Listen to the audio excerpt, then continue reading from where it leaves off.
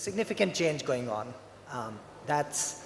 That change has thrown out a lot of opportunities for businesses.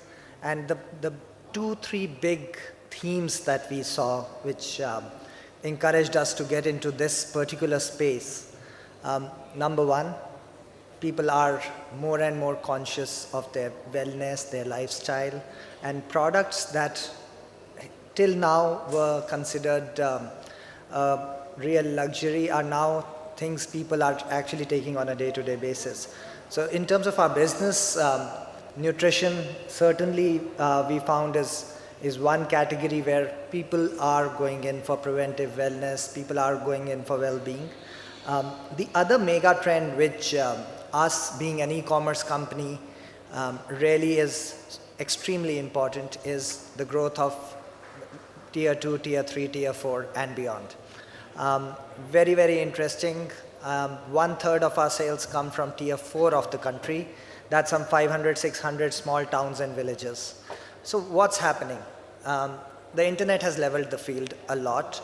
Consumers all over the country now are aware, they are educated, and they actually ask for information. They want to know how can they make their life better. And if you see most of the developed countries of the world also, at a certain stage of evolution, the spend on personal care, wellness, suddenly goes through an inflection point. India operates like many countries in parallel, so there are a lot of parts of India where people have actually reached that level, where they are actually spending a lot on taking care of themselves and making sure they have a wellness-oriented approach to life. The other thing is, since this is a pan-India kind of a movement, that's what makes the digital channel a very interesting channel. We chose to start with the internet, but I think the next big wave will be mobile. So these are the areas that are getting extremely exciting as we go ahead, because what has happened is people know about the good products. Now they want to know how can they get them, how can they access them. So either physical retail over a period of time will start getting there, or formats like ours will actually get there right away.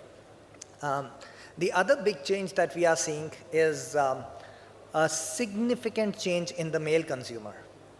For a long time, wellness and beauty products were very much associated with the female consumer, but today the male vanity, so to speak, or the discerning male consumer wants to spend a lot on his wellness, how he looks, how he is perceived. So right from sports supplements, nutrition products to beauty products, that's a big, big change.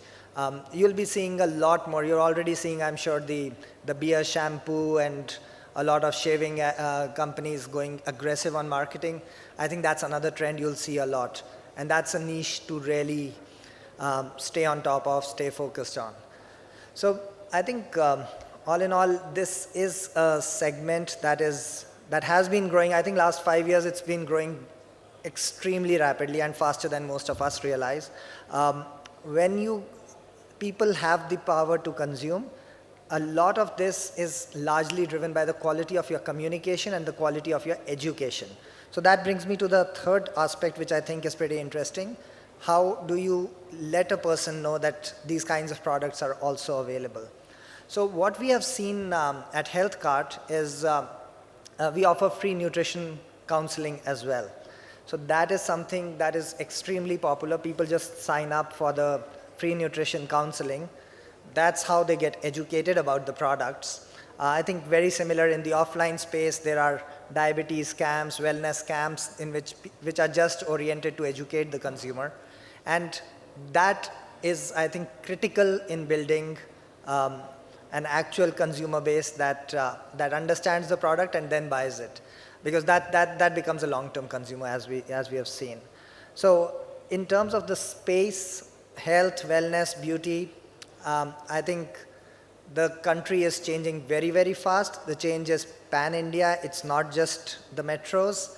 And the companies that are going to invest in educating the consumer are the ones that will actually have a head start here.